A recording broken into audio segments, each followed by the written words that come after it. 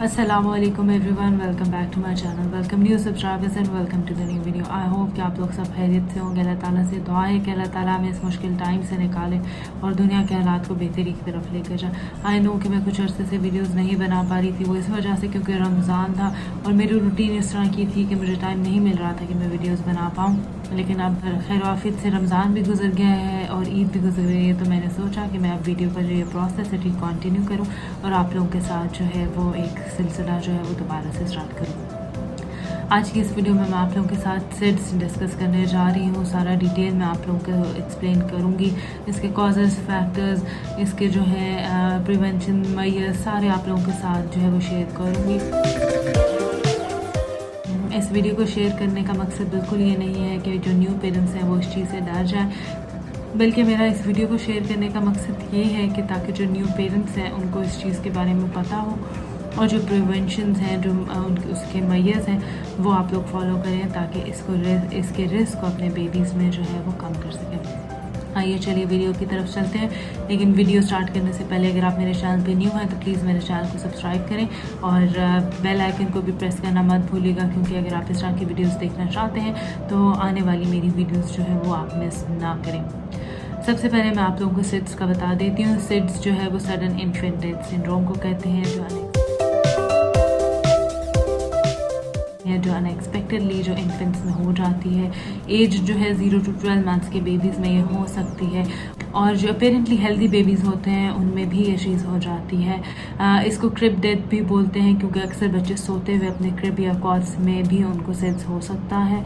और इसके जो मेन कॉजेज़ हैं वो अननोन है, लेकिन कुछ फैक्टर्स हैं जो इसके रिस्क को बढ़ाते हैं। कुछ मेजर्स भी हैं जो इसको प्रिवेंट करते हैं। मैं आप लोगों के साथ सारी डिटेल में मैं आप लोगों को बता देती हूँ। सबसे पहले जी मैं आपको कॉजेज़ इसके बता देती हूँ। कॉजेज़ में 2 कैटेगरीज में डिवाइडेड है। कॉजेज़ में जी फिज़िकल फैक्टर्स आ जाते हैं, कुछ स्लीप एनवायरमेंटल फैक्टर्स आ जाते हैं। फिज़िकल फैक्टर्स में जो चीज़ें आ जाती हैं पहले हम वो डिस्कस कर लेते हैं। आ जाते हैं जी ब्रेन डिफेक्ट्स, उसके बाद low birth weight, respiratory infection. सबसे पहले जी ब्रेन डिफेक्ट्स में ये चीज़ें आ जाती हैं जो बेबीज़ जब पैदा होते हैं उनकी ब्रेन के पार्ट्स जो रिलेटेड हैं स्लीप, अराउजल और ब्रीदिंग से इमेच्योर होते हैं, जिसकी वजह से जो है वो सिड्स उनमें बच्चों में हो सकता है।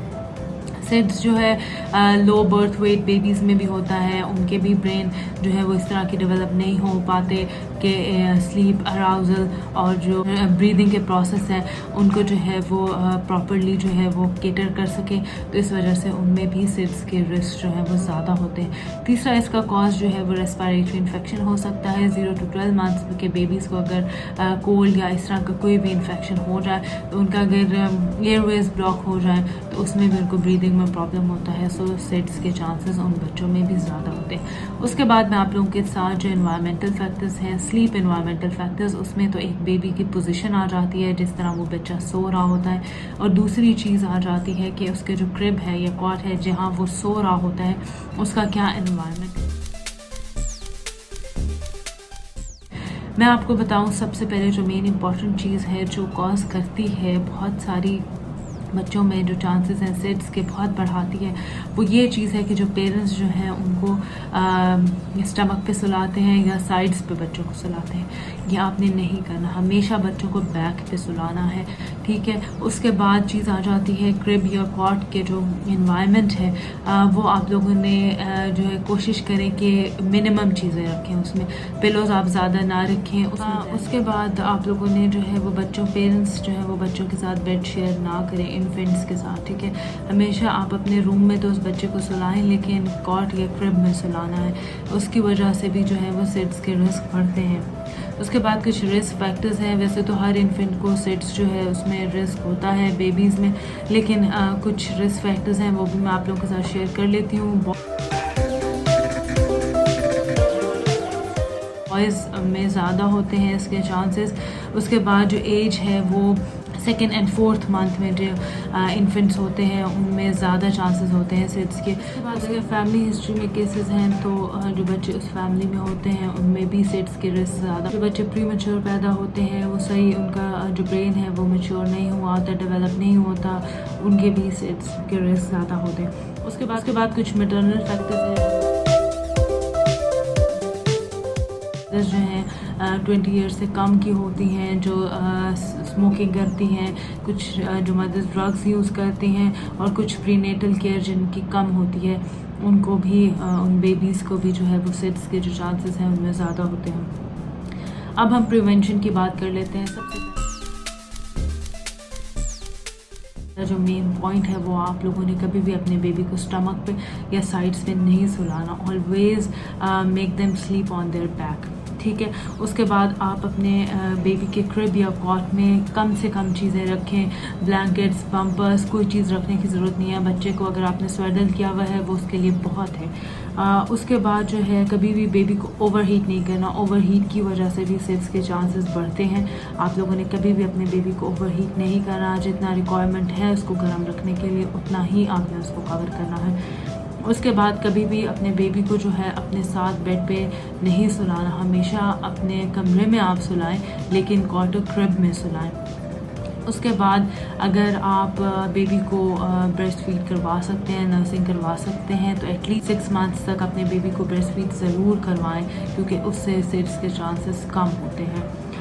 उसके बाद कुछ बेबी मॉनिटर्स हैं। आप लोग बेबी मॉनिटर्स पे फुली रिलाई मत कीजिएगा। बेबी को भी खुद बार बार चेक कीजिएगा। बेबी मॉनिटर्स ज़रूर यूज़ कीजिए। मैं भी यूज़ करती हूँ, लेकिन अपने बेबी को बार बार खुद भी चेक करें। है पेसिफायर भी एक बहुत इम्पॉर्टेंट रोल प्ले करता है। वो भी जो सिड्स के रिस्क हैं वो कम करता है। अपने बेबी को अगर आप नर्स या ब्रेस्ट फीडिंग का सोच रहे हैं करवाने का, तो फर्स्ट जब वो पैदा होता है तो फर्स्ट 3 to 4 वीक्स मत दें, ताकि एक पैटर्न आप लोगों को डेवलप हो जाए।